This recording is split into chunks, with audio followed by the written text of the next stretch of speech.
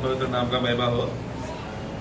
നിങ്ങളുടെ ഇടയിൽ ഒരു പ്രാവശ്യം കൂടി കർത്താവിനെ മഹത്വപ്പെടുത്തുവാൻ കർത്താവിന്റെ അവസരത്തെ ഓർക്കുന്നു. एक और बार फिर आप लोगों के बीच में आकर प्रभु का सेवा करने और प्रभु का महिमा करने के लिए जो प्रभु ने अवसर दिया उसके लिए मैं धन्यवाद देता हूँ। നമ്മളെല്ലാവരും ഒരു ജേർണിയിലാണ്, ഒരു യാത്രയിലാണ്. हम लोग सब लोग एक यात्रा में है। ആ യാത്രയില് എല്ലാവരും ഒരേ യാത്രയിലാണെങ്കിലും പല ജീവിത സാഹചര്യമാണ്. तो हम भले हम लोग एक ही यात्रा में हम लोग चल रहे हैं, परंतु जो जीवन का परिस्थिति जो है सबका अलग अलग है। എന്നാൽ നമ്മുടെ യാത്രയുടെ ലക്ഷ്യം ഒന്നാണ്. परंतु हमारा जो यात्रा का जो लक्ष्य है वो एक ही है। അതുകൊണ്ട് പല സാഹചര്യത്തിലുള്ളവരാണെങ്കിലും നമ്മൾ ഒരു പോയിന്റിൽ മീറ്റിംഗ്. पर भले ही हम लोग हमारा परिस्थिति अलग अलग क्यों ना हो, एक दिन अंतिम जो लक्ष्य है वहाँ पर हम सब लोग मिलेंगे।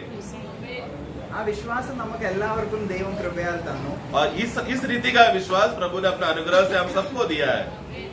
ഞാൻ ഈ നമ്മുടെ ഇവിടുത്തെ മെസ്സേജസ് ഒക്കെ ഇങ്ങനെ യൂട്യൂബില് അങ്ങള് ഇപ്പം എനിക്ക് വന്ന് നമ്മുടെ ആത്മീയ യുദ്ധം എന്ന വിഷയമാണ് ഇവിടെ സംസാരിക്കപ്പെടുന്നത്. तो ये यहाँ पर जो अभी आत्मिक युद्ध का जो विषय है प्रभु की दया से मैं यूट्यूब में मैं वो देख रहा हूँ।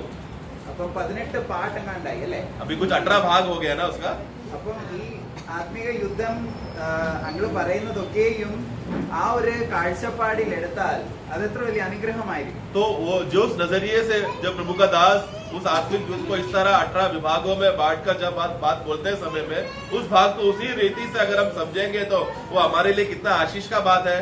അതിന്റെ ഒരു ഭാഗം മാത്രം ഇന്ന് ഞാൻ എടുക്കാനാണ്. उसमें से बस एक भाग को मैं लेना चाहता हूँ। അങ്ങളത് പറഞ്ഞു കാണുമെന്ന് ഞാൻ വിശ്വസിക്കുന്നു. എന്നാലും അതിന്റെ ഒരു ഭാഗം എനിക്ക് ഏറ്റവും എനിക്ക് കുറച്ച് പ്രകാശമായത് ഞാൻ പറയാം. तो आत्मिक युद्ध के विषय में बहुत से बातें यहाँ पर बोला है, शायद ये विषय भी बोला होगा, परंतु मुझे जो इस विषय में जो ज्योति मिला है बस वही मैं बांटना चाहता हूँ। നമുക്ക് എഫേസ്യ ലേഖനം 6 അധ്യായം एफेसियों का पुस्तक अध्याय 6 അതിന്റെ 16ാമത്തെ വാക്യം വായിക്കാം. वाक्य 16 पढ़े। और इन सब के साथ विश्वास की ढाल लेकर स्थिर रहो, जिससे तुम उस दुष्ट के सब जलते हुए तीरों को बुझा सको. മതി. ഇവിടെ നമുക്കറിയാം ഓരോ ആയുധങ്ങളുണ്ട് ഇവിടെ അല്ലേ? हम जानते हैं यहाँ पर अलग अलग प्रकार के हथियार है। എന്നാൽ ഇവിടെ ഒരു പ്രത്യേക ആയുധത്തെ കുറിച്ച് പറയുമ്പോൾ ഇവിടെ പറയുന്നത് വിശേഷമായിട്ട് ഈ ആയുധത്തെ കുറിച്ച് പറയുമ്പോൾ പറയുവാണ് എബവ് ഓൾ എന്ന് വെച്ചാൽ എല്ലാത്തിനും മീതെ വിശ്വാസം എന്ന പരിചയം. 16 का शुरुआत पढ़ना।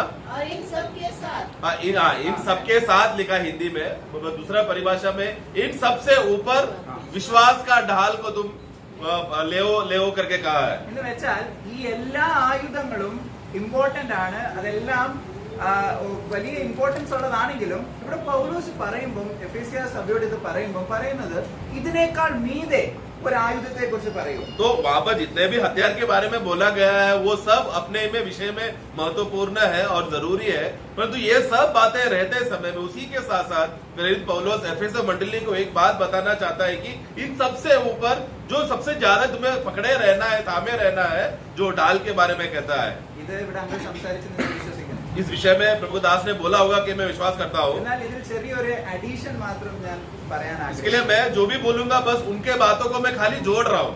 ഇവിടെ എന്നെ ചിന്തിപ്പിച്ചൊരു കാര്യം, तो मुझे जो बात जो मनन किया मैंने इसमें, നമുക്ക് ഇവിടെ നോക്കിക്കഴിഞ്ഞാൽ നമ്മുടെ കയ്യിൽ ഈ പറയപ്പെടുന്ന ആയുധമൊക്കെ കാണുന്ന രീതിയിലുണ്ടോ? तो यहाँ पर जो लिखे हुए हथियार जो है देखने वाले दृष्टि के नजरिए से हमारे पास है क्या? ഇല്ല. हमारे पास नहीं है, हम देख नहीं सकते। ഇത് എന്തുകൊണ്ടാണ് കാണുന്ന രീതിയിലല്ലാത്ത? കാരണം യുദ്ധം ഇവിടെ അല്ലല്ലോ. तो अभी क्यों ये सब जो हथियारों को हम देख नहीं सकते? क्योंकि जो युद्ध हो रहा है वो इस क्षेत्र में ही नहीं है, वो इधर नहीं है। 6:12 വായിക്കാം. 6 का 12 पढ़ेंगे। हमारा यहाँ वाला युद्ध लहू और मांस से नहीं, परंतु प्रधानों से और अधिकारों से और इस संसार के अंधकार के हाकिमों से और उस दुष्टता की आत्मिक सेनाओं से है जो आकाश में है. ഇവിടെ കണ്ടോ എവിടെയാ യുദ്ധം നടക്കുന്നത്? युद्ध कहाँ पर चल रहा है? ആത്മീയ മണ്ഡലത്തിൽ, അതായത് आत्मिक स्तर में है ये युद्ध हो रहा है, ഭൂമിയിലല്ല. भूमि में नहीं हो ഇതാണ് നമ്മൾ रहा। ആദ്യം മനസ്സിലാക്കേണ്ടത്. यही तो हमें सबसे पहला हमें समझना है। ഭൂമിയിലാണെങ്കിൽ ദൈവം നമുക്ക് ഭൂമിയിൽ പോരാടാനായിട്ട് ആയുധങ്ങളൊക്കെ തന്നെ. भूमि में अगर होता तो भूमि के हिसाब से हमको उसमें लड़ने के लिए हथियार दिया होता, എന്നാൽ ഇത് ഭൂമിയിലല്ലാത്തത് കൊണ്ട് क्योंकि ये युद्ध भूमि में ही नहीं है, ആത്മീയ ലോകത്തിലായതുകൊണ്ട് നമ്മുടെ ആയുധങ്ങൾ ആത്മീയമാണ്. क्योंकि वो युद्ध ही आत्मिक दुनिया में है, इसके हथियार भी कैसा है? आत्मिक है। പഴയ നിയമത്തില് യുദ്ധങ്ങൾ ചെയ്യാൻ പോകുമ്പോ രാജാക്കന്മാർ യുദ്ധം ചെയ്യാൻ പോകുമ്പോൾ അവരുടെ കയ്യിൽ ലിറ്ററലി അവരുടെ കയ്യിൽ ആയുധങ്ങളുണ്ടാകും. हम देखते हैं पुराने नियम में जब लोग वहाँ पर इसराइल लोग जब भी युद्ध करने जाता था तो एक राजा दूसरे राजा के खिलाफ या एक देश दूसरे देश के साथ युद्ध करने जाता तो शारीरिक रीति से उनके हाथों में सब प्रकार का हथियार उन लोग के पास रहता था। ഒന്ന് ആലോചിച്ച് നോക്കിക്കേ, ഈ കവചം ഇല്ല എങ്കിൽ ആരെങ്കിലും യുദ്ധത്തിന് പോവും? तो जरा सोचो, अगर ढाल ही अगर नहीं है कोई युद्ध में जाएगा क्या? ഇതെന്താ ഇത് പറയുന്നതെന്ന് അറിയാവോ? ഈ കവചം എന്തുവാ? तो मतलब ये बताना क्या चाहता है? ഈ കവചം ഈ വ്യക്തി മരിക്കാതിരിക്കാൻ സൂക്ഷിക്കുന്നു. तो ये ढाल क्या करता है? वो व्यक्ति ना मरे, वो उसके लिए वो बचाता है, उसका हिफाजत करता है। കണ്ടോ, ഇതിന്റെ പ്രാധാന്യം നമ്മൾ മനസ്സിലാക്കണം. उसका मूल्यता हम समझे, ഈ കവചം നമ്മൾ മരിക്കാതിരിക്കാനായിട്ടാണ് അതിന്റെ നമ്മുടെ മുന്നിലായിരിക്കുന്നത്. क्योंकि ये कवच जो ढाल जो है हमेशा आगे रहता है कि वो व्यक्ति ना मरे, उसे बचाए रखने के लिए हमेशा आगे रखता है। പഴയ നിയമത്തിൽ ഹെൽമെറ്റ് ഇല്ലാത്ത ഒരു വ്യക്തി പോയാലും ആ കവചം മേലി വരെ പോകും. तो पुराने नियम में क्या होता था? जो हेलमेट, टोप जो अगर सर में पहना है टोप, अगर किसी योद्धा ने अगर नहीं पहना है तो भी क्या हो गया? ढाल से वो अपने सर को बचा सकता है। ആ വ്യക്തിക്ക് ആയുധം, അതായത് സ്വേർഡ് ഇല്ലെങ്കിലും അല്ലെങ്കിൽ അതില്ലെങ്കിലും ഈ ഷീൽഡ് ഉണ്ടെങ്കിൽ, കവചം ഉണ്ടെങ്കിൽ നേരിടാം. तो अगर एक योद्धा के पास अगर तलवार नहीं है, सोचो तलवार नहीं है तो भी वो ढाल से अपने आप को बचा सकता है। എന്നാലൊന്ന് ആലോചിച്ചേ, जरा सोचो, ഹെൽമെറ്റ് ഉണ്ട്, വാളുണ്ട്, കാലിന് ചെരുപ്പുണ്ട്, എന്നാൽ ഇതില്ല. परंतु यहाँ पर सब प्रकार का हथियार उसके पास है, सिर्फ ढाल ही नहीं है तो ഈ വ്യക്തിക്ക് ജീവിതം അപകടമാണ്. मतलब अब फिर क्या होगा? ये व्यक्ति का जिंदगी जान जोखिम में है। പൗലോസ് ഈ കാര്യം ആത്മീക യുദ്ധത്തോട് താരതമ്യം ചെയ്യുമ്പോൾ പൗലോസ് പറയുക, above all, എല്ലാത്തിനും മീതെ വിശ്വാസം എന്ന കവചം. इसके लिए पौलुस जब इस विषय को, प्रभु की बातों को, युद्ध के विषय को आत्मिक रीति से समझाते समय में वो क्या कहता है? सबसे ऊपर, जो सबसे उत्तम इस विषय को क्या करना? विश्वास का जो डाल है उसे तुम थामे रहो। അപ്പൊ ഇപ്പൊ മനസ്സിലായ ഈ കവചത്തിന്റെ പ്രത്യേകത. तो जरा सोचो ना, ये जो ढाल का मूल्यता कितना बड़ा है। ഒരിക്കല് ഒരു ദാവീദ് एक बार दाऊद ഗോലിയാത്തിനെ നേരിടാൻ പോവാ. गोलियात को सामना करने जा रहा था, ഗോലിയാത്തിനെ നേരിടാൻ പോയപ്പം ദാവീദിന് എല്ലാ ആയുധമായിട്ട് കൊടുത്തു. तो जब वो युद्ध करने जा रहा तो जो शाऊल राजा को मालूम पड़ा था, शाऊल राजा ने क्या किया? उसका सारा हथियार दाऊद को दिया। അപ്പൊ ദാവീദ് എന്താ പറയുന്നേ? तो दाऊद क्या कहता है? അയ്യോ, ഇതൊക്കെ എനിക്ക് വളരെ ഭാരമാ. ये सब बहुत बोझ हो रहा है मेरे ऊपर। ദാവീദ് ഇതുകൊണ്ടൊന്നും അല്ല പോയെ. तो ये सब बातों को पहनकर नहीं गया तो युद्ध करने। നമുക്ക് ആ വാക്യം ഒന്ന് വായിക്കാം. वो वाक्यों को अगर पढ़ेंगे तो 2 ശമൂവേൽ दूसरा शमूएल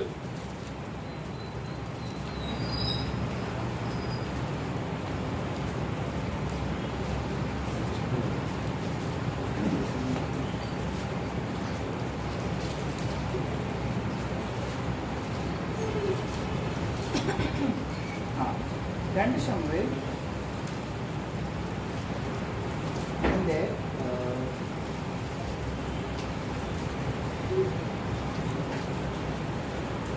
1 ശമൂവേൽ 17 അധ്യായം. पहला शमूएल 17 अध्याय അതിന്റെ 43 വാക്യം വായിച്ചേ. 43 पढ़ना। तो फलिश्ती ने दाऊद से कहा, क्या मैं कुत्ता हूँ कि तू लाठी लेकर मेरे पास आता है? हाँ, तो करो। फलिश्ती अपने देवताओं के नाम लेकर दाऊद को कोसने लगा। ഇവിടെ കണ്ടോ, ഇവിടെ ഫിലിസ്തീൻ പറയുവാ, ഞാനൊരു പട്ടിയാണോ നീ എന്നെ ഇങ്ങനെ ഒന്നുമില്ലാതെ നേരിട. तो वहां पर दाऊद फिलिस्तीन उसको क्या पूछ रहा है? क्या तू मुझे कुत्ता समझाएगा या कुत्ता है क्या? इस रीति से सिर्फ लाठी लेकर ही आया है, बाकी कोई भी हथियार लेकर नहीं आया तू? ദാവീദ് പറയുന്നതാണ് ഇവിടെ വളരെ പ്രധാനം. परंतु यहाँ पर दाऊद जो जवाब देता है वो है सबसे ശരി, मूल्य। എന്റെ കയ്യിൽ ഇതൊന്നും ഇല്ല.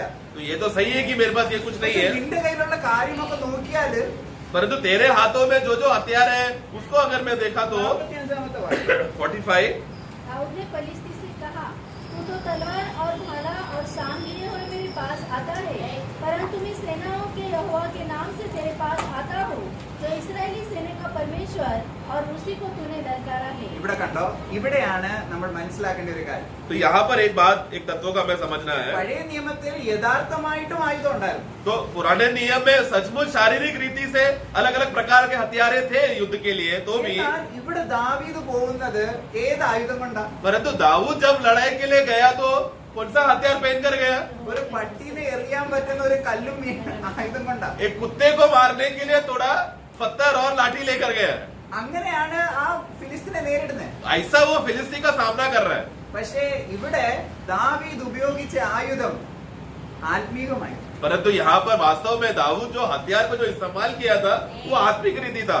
എന്തായിരുന്നു ദാവീദിന് ഇതൊന്നുമില്ല. ദാവീദ് പറയുന്നു, നിനക്കാണെങ്കിൽ കവചമുണ്ട്, എല്ലാം ഉണ്ട്, എനിക്ക് എന്തോ ഉള്ളതെന്നറിയോ, എനിക്ക് കവചമായിട്ടും എന്റെ ഷീൽഡായിട്ടും എല്ലാം യഹോവ എന്ന ദൈവം എന്റെ മുമ്പിൽ നിൽക്കുമ്പോൾ എനിക്കിതിന്റെ ആവശ്യമില്ല. वहाँ पर दाऊद को गवाही देते हैं, फिलिस्ती तेरे पास तो तलवार है, भाला है, सब प्रकार का हथियार तेरे पास है, परंतु मेरे पास कौन है? यहोवा का नाम है. वो यहोवा ही मेरा तलवार है, वो यहोवा ही मेरा ढाल है. ഇത് കണ്ടോ സഹോദരന്മാർ, ഇത് എത്രമാത്രം ഇത് നമ്മളെ ഇത് പിടിച്ചു കുലുക്കണം. इसके लिए प्रियो ये तत्व जो पुराने नियम के अवस्थे में है, यही विषय को हमें कितना ही हमें संभाल कर रखना है और हमें जड़ तक जाना है. ഒരു കാര്യം നമുക്ക് വായിക്കാം. एक बात और पढ़ेंगे. ഉൽപ്പത്തി പുസ്തകം അബ്രഹാമിനോടുള്ള വിഷയത്തിൽ उत्पत्ति का पुस्तक में अब्राहम के विषय में हम पढ़ते हैं. 15-ാം അധ്യായം 15 अध्याय അതിന്റെ 1-ാമത്തെ വാക്യം വായിക്കാം. 15 का 1 पढ़ना. इन बातों के पश्चात यहोवा का यह वचन दर्शन में अब्राम के पास पहुंचा, हे अब्राम मत डर, मैं तेरी ढाल और तेरा अत्यंत बड़ा प्रतिफल मैं हूं. മതി. मैं ഇവിടെ എന്തോ അബ്രാം പറയുന്നത്? अब्राहम यहाँ पर क्या कहता എന്തോ है? പറയാ? अब्राहम को यहाँ पर यहोवा परमेश्वर क्या कहता है? അബ്രാം നീ പേടിക്കണ്ട, हे अब्राहम तू डर मत, ഞാൻ ആരാന്നറിയോ നിന്റെ? मैं कौन हूँ तेरा? ഞാനാണ് നിന്റെ കവചം, मैं ही तेरा ढाल हूँ, ഞാനാണ് നിന്റെ അതിമഹത്തായ സമ്പത്ത്. मैं ही तेरा सबसे बड़ा धन हूँ. ഇത് പറഞ്ഞപ്പോ ഉടനെ അബ്രാം പറയുന്ന ഒരു കാര്യം എന്നറിയോ? ये सुनकर अब्राहम कहता है, എനിക്ക് കവചമായിട്ട് ആരെങ്കിലും കാണുന്ന രീതി വേണം. मुझे कवच के रूप में यानी ढाल के रूप में एक दिखने वाला रीति से कुछ चाहिए मुझे. എന്റെ വീട്ടിലാണെങ്കിൽ ഏലിയാസറാണ്. क्योंकि मेरा घर में मेरा जो दास है, जो गुलाम है, वही अभी अगला अधिकारी बन जाएगा एलियाजर. അബ്രഹാമിന് ഈ കാര്യം മനസ്സിലായില്ല. ദൈവം अब्राहम तो परमेश्वर जब एक बात बोल रहा है, वो तत्व को अब्राहम उस रीति से नहीं समझा. അബ്രഹാമിനോട് ദൈവം പറയുക, അബ്രഹാമേ ഞാൻ നിന്റെ പരിചയമാണ്, അതിമഹത്തായ സമ്പത്താണെന്ന് പറയുമ്പോൾ അബ്രഹാം പറയേണ്ടത് ഇനി എനിക്ക് എന്തോ വേണ്ടിയേ? तो अब्राहम जब यहोवा परमेश्वर कहता है कि मैं ही तेरा ढाल हूँ और मैं ही तेरा धन संपत्ति हूं करके बोलते समय में ये सुनकर वास्तव में क्या बोलना चाहिए? अभी मुझे और क्या चाहिए प्रभु, तू ही मेरे पास है. तो परंतु उसका जवाब क्या था? പക്ഷേ 2-ാമത്തെ വാക്യം നമുക്ക് വായിക്കാം. उसका दूसरा वाक्य, अब्राम ने तो कहा, हे प्रभु यहोवा, मैं तो निर्वंश हूँ और मेरे घर का वारिस या दिमिश्कवासी एलीएजर होगा, हाँ। बता तू मुझे क्या देगा? കണ്ടോ? क्या देगा? കണ്ടോ, ഇവിടെ അബ്രഹാമിന് ഈ കവചയൊന്നും പോരാ. तो मतलब यहोवा ही उसका ढाल है करके बोला तो वो नहीं चाहिए उसे. സഹോദരന്മാരെ, നമ്മുടെ ജീവിതത്തിൽ നമ്മുടെ മക്കളെയും നമ്മുടെ എന്തെങ്കിലും നമ്മൾ കവചമായിട്ട് വെച്ചിട്ടുണ്ടെങ്കിൽ അത് നമ്മൾ യാഗപീഠത്തിൽ വെക്കണം. इसलिए प्रियो हमें एक बात समझना है, हमारे जीवन में हमें प्रभु से भी ज्यादा कोई और चीज को, हमारा बच्चा, हमारा परिवार, हमारा नौकरी, ये सब अगर हमारा ढाल बन रहा है तो उसको तुरंत वेदी में रखना है. ഈ അബ്രഹാമിന് ദൈവം സന്തതി കൊടുത്തു. अब्राहम को हम जानते हैं आगे चलकर उसको संतान दिया. പക്ഷേ ഈ അബ്രഹാം എന്ത് ചെയ്യുന്നറിയോ?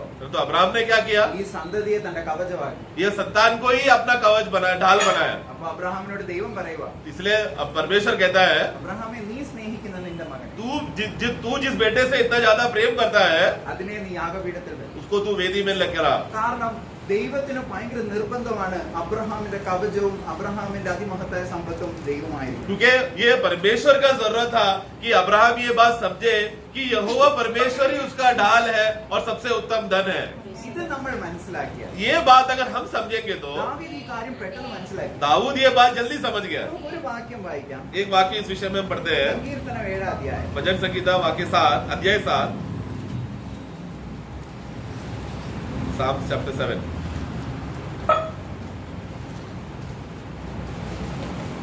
സങ്കീർത്തനം 7-ാം അധ്യായം അതിന്റെ 10-ാമത്തെ വാക്യം. वाक्य 10 पढ़ना. मेरी ढाल परमेश्वर के हाथ में है, जो निर्दोष वालों को बचाता है. ഇവിടെ കണ്ടോ, ഇവിടെ എന്തുവാ? यहाँ पर हम क्या पढ़ते हैं? എന്റെ പരിച ദൈവത്തിന്റെ പക്കലുള്ള. मेरा डाल यहोवा के पास है. ഇത് നമ്മൾ മനസ്സിലാക്കുന്നത് എങ്ങനെയാ സഹോദരൻ? ये इसको हम कैसा समझेंगे? ദാവീദ് എവിടെ ജീവിക്കുന്നേ? दाऊद कहाँ जी रहा है? ഈ ലോകത്തിൽ. दुनिया में, भूमि में. പക്ഷെ ദാവീദ് പറയുക എന്റെ പരിച സ്വർഗത്തിലാ. परंतु दाऊद क्या कहता है? मेरा जो ढाल कहाँ पर है? स्वर्ग में प्रभु के पास है. ഇത് കണ്ടോ, ദാവീദ് ഈ കാര്യം പെട്ടെന്ന് മനസ്സിലാവുക. ഒരു ആത്മീയ യുദ്ധം തനിക്കുണ്ട്. तो मतलब वो एक बात समझ गया कि एक आत्मिक युद्ध यहाँ पर है. ഈ ആത്മീക യുദ്ധം തനിക്ക് നേരിടുന്ന ഒരു യുദ്ധം ഉണ്ടെങ്കിലും ഇതിന്റെ പിന്നാലെ തനിക്കൊരു ആത്മീക യുദ്ധം ഉണ്ടെന്നുള്ള കാര്യം തനിക്ക് പെട്ടെന്ന് तो മനസ്സിലായി. ये तो सच है कि उसको सामना करने के लिए दुनिया में भी एक शारीरिक युद्ध है, परंतु उसके अलावा एक आत्मिक युद्ध भी है करके वो जान गया. നമുക്കാണെങ്കിൽ ശരീരത്തിലാണെങ്കിൽ ഒരു യുദ്ധമില്ല. हमारे विषय में दुनिया में इस तरह का युद्ध नहीं है। ദാവീദിനെ സംബന്ധിച്ച് അങ്ങനെയല്ല. दाऊद वैसा नहीं था। ശരീരത്തിലും യുദ്ധമാ, ആത്മീയമായിട്ടും യുദ്ധം. उसको शरीर में भी युद्ध था, दुनिया में जीते समय भी युद्ध था, आत्मिक युद्ध भी था। ഞാൻ മനസ്സിലാക്കുക ദാവീദിന് നമ്മളെക്കാട്ടും ഈ കാര്യങ്ങൾ കുറച്ചും കൂടി പ്രകാശമായി. तो मैं सोचने लगा, मतलब दाऊद को ये युद्ध के विषय में हमसे भी ज्यादा ज्ञान उसको मिला होगा। എന്താന്ന് വെച്ചാല് ഒരു സമയത്ത് ദാവീദ് യുദ്ധത്തിൽ പോയപ്പോൾ ദാവീദ് കുറച്ച് പ്രായമായി. क्योंकि हम देखते हैं कि दाऊद जब थोड़ा आगे, जब एक युद्ध का समय आया तो तभी वो बूढ़ा था। ദാവീദ് ആ യുദ്ധക്കളത്തിൽ ഓൾമോസ്റ്റ് ദാവീദിനെ കൊല്ലാൻ ഒരാള്, ദാവീദ് രാജാവാ, ദാവീദ് യുദ്ധത്തിന് പോകണം, ദാവീദിനെ കൊല്ലാൻ ഓൾമോസ്റ്റ് ഒരാൾ കുന്തം കൊണ്ട് വന്നപ്പോൾ ദാവീദിന്റെ പടയാളി ആ വ്യക്തിയെ കൊന്നിട്ട് അവിടെ ഒരു കാര്യം ആ വ്യക്തി പറയുന്നത്, ദാവീദ് രാജാവേ, നീ ഇനി യുദ്ധത്തിന് പോവരുത്, കാരണം നീ ഇപ്പൊ ഇച്ചിരി വയസ്സായി, ഇനി നീ പോവരുത്. तो वहां पर जब युद्ध का एक अवस्था वहां पर आया, दाऊद तभी थोड़ा बूढ़ा था, जवान जैसा नहीं था, तो और वो राजा होने की वजह से उसको युद्ध का भूमि में उतरना जरूरी था। तो युद्ध का अवस्था में आते समय पे वहां पर एक ऐसा अवस्था आ गया कि शत्रु वहां पर भाला लेकर आकर दाऊद को मारने जा ही रहा था। तब दाऊद को मदद करने के लिए एक योद्धा आकर उसको बचाता है और क्या कहता है कि हे दाऊद, अब तेरा युद्ध करने का समय नहीं है क्योंकि तू बूढ़ा हो चुका है। നമുക്ക് ആ വാക്യം വായിക്കാം. 2 ശമൂവേൽ 21 അധ്യായം दूसरा शमूएल 21वां अध्याय അതിന്റെ 15ാമത്തെ വാക്യം, 15 वाक्य, 15 और 16। फलिस्तियों ने इस्राएल से फिर युद्ध किया और दाऊद अपने जनों समेत जाकर फलिस्तियों से लड़ने लगा और दाऊद थक गया। तब इश्बोशेत लोग जो रेपाइन के वंश का था और उसके भाले का बल तोड़ से 300 शेकेल पीतल का था और वह नई तलवार बांधे हुए था। उसने दाऊद को मारने को ठान किया था, परंतु सूर्या के पुत्र अभिषेक ने दाऊद की सहायता करके उस फलिस्ती को ऐसा मारा कि वह मर गया। तब दाऊद के जनों ने शपथ खाकर उससे कहा, तू फिर हमारे संग युद्ध को जाने न पाएगा।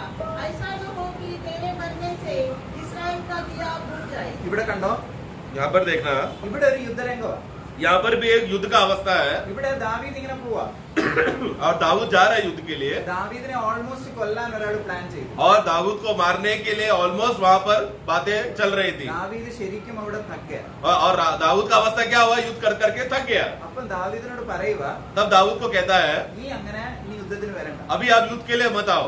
ദാവീദ് അടുത്ത അധ്യായത്തിൽ പറയുന്നത് എന്നെ ചിന്തിപ്പിച്ചു. तो फिर अगले अध्याय में उसका जवाब में मैं देखो दाऊद कहता हूँ, जो मैं सोचने लगा, 22ന്റെ 2 വായിച്ചു. 22 का 2। उसने कहा, यहोवा मेरी पहचान और मेरा गढ़, मेरा छुड़ाने वाला, हाँ, 3ാമത്തെ വാക്യം. तीसरा वाक्य, मेरा शैतान रूपी परमेश्वर है, जिसका मैं शरणागत हूँ, मेरी ढाल, मेरा बचाने वाला से, मेरा मैं- ऊंचा गढ़ और मेरा शरण स्थान है। Yes. Amen. बस, ഇവിടെ ഈ ദാവീദിനെ രക്ഷിച്ചത് ശരിക്കും പറഞ്ഞ ദാവീദിന്റെ ആൾക്കാരാണ്. तो यहाँ पर देखो स्थानीय रूप से अगर देखा जाए तो, हम अपने नजरियों से देखा जाए तो, उस समय में जब मौत उसके सामने था तो दाऊद को दाऊद के लोगों ने बचाया। പക്ഷേ ദാവീദ് പറയുക, എന്റെ ഷീൽഡായി എന്റെ കവചമായിരുന്നത് യഹോവയാണ്. परंतु दाऊद जवाब क्या देता है, मेरा जो ढाल कौन था, वो यहोवा परमेश्वर है। ദാവീദ് ഒരിക്കലും തന്റെ ഇപ്പം ഒരു രാജാവ് പോകുമ്പോൾ രാജാവിന്റെ വിശ്വാസം എന്താണെന്നറിയോ, എന്റെ കൂടെ എന്റെ സൈന്യമുണ്ട്, എന്റെ പടയുണ്ട്, എനിക്കൊന്നും പറ്റത്തില്ല, അവരെന്നെ രക്ഷിക്കും. तो एक राजा स्वाभाविक रीति से जब युद्ध में जाते समय में उसका मन में क्या रहता है, मेरे पास अच्छा सेना है, अच्छा हथियार है, मुझे कुछ भी नहीं होगा, कुछ भी होगा तो मुझे बचाने के लिए मेरा सेना तैयार है करके। നമ്മൾ ഈ രാജാക്കന്മാരെ കുറിച്ച് പഠിക്കുമ്പോൾ ഈ യുദ്ധത്തിന് ഇറങ്ങുന്ന ഒരു രംഗം നമ്മൾ അറിഞ്ഞാല് ഞാൻ അതിനെ കുറിച്ചൊന്ന് പറയാം. तो युद्ध के विषय में अगर हमें थोड़ा इस विषय में थोड़ा जानकारी होना चाहिए, जब राजा लोग युद्ध में जाते हैं तो രാജാവ് മുന്നേ യുദ്ധം നയിക്കുമ്പോൾ जब राजा उतर कर आता है युद्ध भूमि में युद्ध करने के लिए, രാജാവിന്റെ കൂടെ ഇറങ്ങുന്ന പടയാളികൾ എല്ലാവരും ചില പടയാളികൾ രാജാവിനെ പ്രൊട്ടക്ട് ചെയ്യാനാണ് യുദ്ധത്തിൽ ഇറങ്ങും. तो वहां पर क्या होता है, जब राजा क्योंकि युद्ध में उतरा है तो उसमें से कुछ सेना लोग ऐसा होता है कि जो सिर्फ राजा को बचाने के लिए ही युद्ध भूमि में उतरते हैं। ചില സേനാപതികള്, ചില യോദ്ധാക്കള് അവര് നേരിട്ട് യുദ്ധം ചെയ്യും. कुछ योद्धा लोग क्या करते हैं, युद्ध करके वो लोग आगे चले जाते हैं, सामने युद्ध करते हैं। അങ്ങനത്തെ ഒരു ചിന്താഗതി ഈ ആർമിക്ക് ഉള്ളത് കൊണ്ടാണ് ഇവിടെ ദാവീദ് രക്ഷപ്പെട്ടത്. तो इस रीति का मनोभावना और या प्लानिंग इस रीति से होने की वजह से उस समय में दाऊद बच गया। എന്നാൽ ഇവിടെ ദാവീദ് പറയുക, ഞാൻ രക്ഷപ്പെട്ടത് അങ്ങനെയല്ല. परंतु दाऊद का गवाही क्या है, वो क्या कहता है, मैं तुम लोग का ऐसा प्लानिंग और स्ट्रैटेजी किया, इसके लिए मैं नहीं बचा। പക്ഷേ ഞാൻ രക്ഷപ്പെട്ടത് എന്റെ യഹോവ തന്നെ അവിടെ വെളിപ്പെട്ടത്. परंतु मैं क्यों बच गया? क्योंकि यहोवा स्वयं वहां पर प्रकट हुआ। എന്താണ് സഹോദരന്മാരെ ശരിക്കും സംഭവിച്ചത്? इसके लिए प्रियो वहां पर वास्तव में असली में क्या हुआ होगा? കാൽവരി ക്രൂശിൽ നടന്ന ഒരു കാര്യം നമുക്ക് ചിന്തിക്കാം. हम लोग जरा देखिए कलवरी क्रूस में अगर हम देखेंगे तो വിശ്വാസം കർത്താവായ യേശു ക്രിസ്തു ആണ് എന്ന് പറയുമ്പോൾ हम जब कहते हैं कि विश्वास प्रभु यीशु मसीह स्वयं है, ഈ വിശ്വാസം കർത്താവ് എന്ന വിശ്വാസം കാൽവരി ക്രൂശിൽ തൂങ്ങപ്പെട്ടപ്പോൾ നമ്മുടെ എതിരെ വരുന്ന എല്ലാ തീയമ്പുകളും അവന്റെ മേലിൽ വന്ന് നിഷ്ഫലമായി പോയതാണ്. तो हम जो विश्वास प्रभु यीशु मसीह है करके हम बोलते हैं समय में जो हमारा सच्चा ढाल है, वो प्रभु यीशु मसीह जब कलवरी क्रूस में हमें मरते समय में उनके खिलाफ जो भी अग्नि तीर उठकर उनके खिलाफ जब डाला गया था, वो सब क्या हो गया? निष्फल हो गया। അപ്പം എന്താണ് സംഭവിച്ചത്? അവിടെ നമ്മളെ വഹിച്ചുകൊണ്ട് കർത്താവ് അവിടെ ആയിരിക്കുക. तो क्रूस में क्या हो गया? वास्तव में उन्होंने हमें लेकर क्रूस में गया। അപ്പൊ നമ്മളെ വഹിക്കുമ്പോൾ കർത്താവിന് വന്ന ചിന്താഗതിയും അല്ലെങ്കിൽ കർത്താവിനെതിരെ വന്ന ഡാട്സ് എന്തോ ആയിരിക്കും നമ്മുടെ ഒരു വിചാരത്തിൽ നമ്മൾ ചിന്തിക്കുക. तो जरा सोचो, हम लोग अपने रीति से अगर सोचे तो प्रभु जब हमें लेकर क्रूस में जब वो टंगा हुआ था, क्या रहेगा? वो अग्नि तीर जो प्रभु के खिलाफ उसके मन में आया होगा। നമ്മൾ വിചാരിക്കും നമുക്ക് വരുന്ന തീയമ്പുകൾ എന്തോ പാപത്തിന്റെ ചിന്തയാണ്.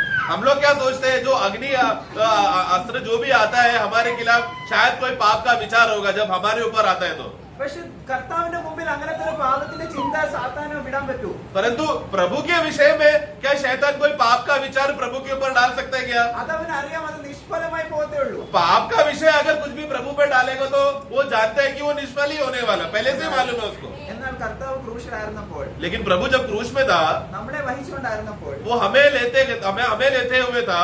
ആ കർത്താവിന്റെ എതിരെ വന്ന ആ ശൂലം പറയുകയാണ്, എന്തിനാ ഇവർക്ക് വേണ്ടി ഇത്രയും കഷ്ടപ്പെടുന്നത്? तो प्रभु के ऊपर आया हुआ सबसे बड़ा बोझ या उसके मन में जो बुरा ख्यालात आया क्या था?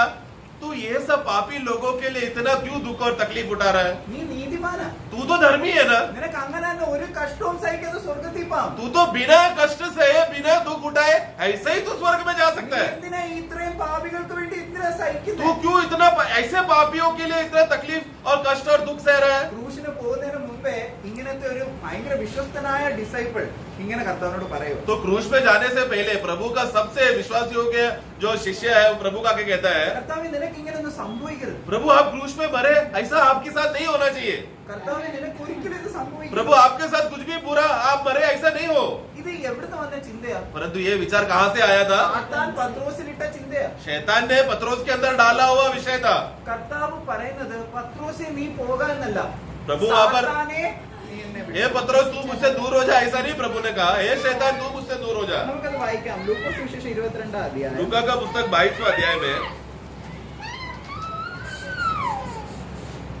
അതിന്റെ 31ാമത്തെ വാക്യം. 31 शमौन और शमौन, देख, शैतान ने तुम लोगों को मान दिया है कि गेहूं के समान फटके।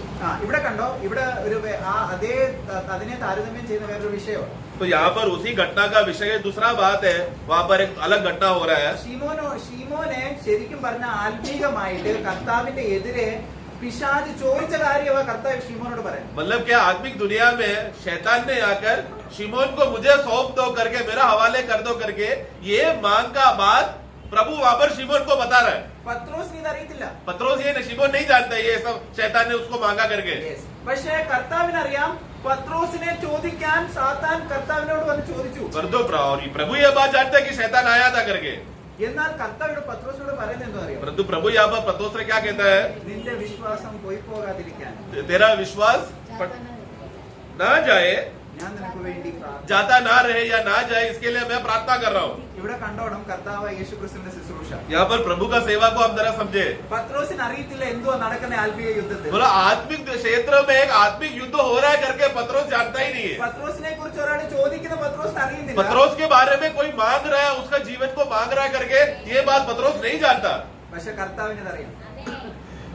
परंतु प्रभु जानता है। കർത്താവ് അതിന് പ്രതീതിയായിട്ട് സാത്താനോട് എന്ത് പറഞ്ഞത് വചനത്തിലില്ല, പക്ഷെ പത്രോസിനോട് പറയുക ഞാൻ നിനക്ക് വേണ്ടി പ്രാർത്ഥിക്കും. परंतु वहां पर प्रभु हमारे लिए प्रतिनिधि करके, हमारे लिए मध्यस्थ होकर, हमारे लिए प्रतिनिधि होकर प्रभु वहां पर शैतान को कुछ बोल रहा है। वो क्या बोला बाइबल में लिखा नहीं है, लेकिन प्रभु वहां पर पत्रोस को उसका जवाब देता है। എന്നാൽ പത്രോസിന് തന്നെ ഭയങ്കര വിശ്വാസം. क्योंकि पतरस को अपने आप में बहुत बड़ा भरोसा है. പത്രോസിന് കർത്താവിന്റെ വിശ്വാസം ഇത് വേണ്ട, ഷീൽഡ് വേണ്ട. तो प्रभु पतरस को प्रभु ही उसका ढाल है, वो विश्वास पतरस को नहीं चाहिए. അതുകൊണ്ട് പത്രോസ് പറയുക, കർത്താവേ നീ എന്തോ പറയുന്നത്, ഞാൻ നിനക്ക് വേണ്ടി ജയിലിൽ പോവും, ഞാൻ നിനക്ക് വേണ്ടി മരിക്കാൻ തയ്യാറാണ്. तो उसको पतरस जवाब क्या देता है, क्या प्रभु आप ऐसा बोल रहे हो, मैं तो आपके लिए जेल में जाने के लिए भी तैयार हूँ, आपके लिए मरने भी तैयार हूँ.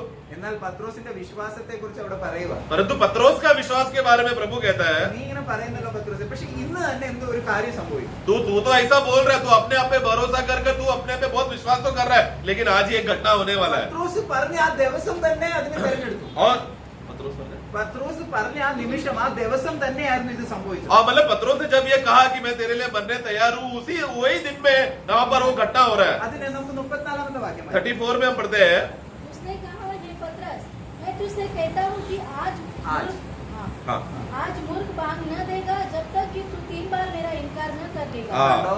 ഇന്ന് തന്നെ സംഭവിക്കുന്ന ഒരു സംഭവത്തെ കുറിച്ച് तो आज ही होने वाला है करके घटना के बारे में प्रभु वहां पर कहता है. ഇവിടെ പത്രോസിന്റെ വിശ്വാസം എങ്ങനെയുള്ള വിശ്വാസം എന്നറിയാം. ഇന്ന് രാവിലെ കർത്താവിന്റെ കൂടെ നിൽക്കുന്ന പത്രോസ് ഇന്ന് വൈകുന്നേരം ആവുമ്പോൾ കർത്താവിനെ തള്ളി പറയുന്നതാണ്. तो मतलब पतरस का विश्वास क्या है, अभी सुबह प्रभु के बारे में अच्छा बोलना, प्रभु आपके लिए मरने तैयार हूँ, लेकिन शाम हो जाएगा तो वही प्रभु को छोड़ने के लिए वो तैयार होगा. ये है हमारा मनुष्य का विश्वास. ഇങ്ങനത്തെ വിശ്വാസമുള്ള നമ്മളെ കൊണ്ട് എങ്ങനെ സ്വർഗത്തിൽ പോകും? इस प्रकार का विश्वास लेकर हम जो हमारा स्वयं का विश्वास लेकर हमें प्रभु कैसा स्वर्ग में लेके जाएगा. എന്നാൽ നമ്മുടെ വിശ്വാസം കർത്താവ് തന്നെ ആവുമ്പോൾ मैं- പിതാവായ ദൈവത്തിന് ഭയങ്കര വിശ്വാസമാവും അതിന്. परंतु अगर हमारा विश्वास प्रभु यीशु मसीह अगर बन जाता है तो उस पर परमेश्वर को हिम्मत हो रहा है कि क्योंकि प्रभु उस पर भरोसा कर पा रहा है.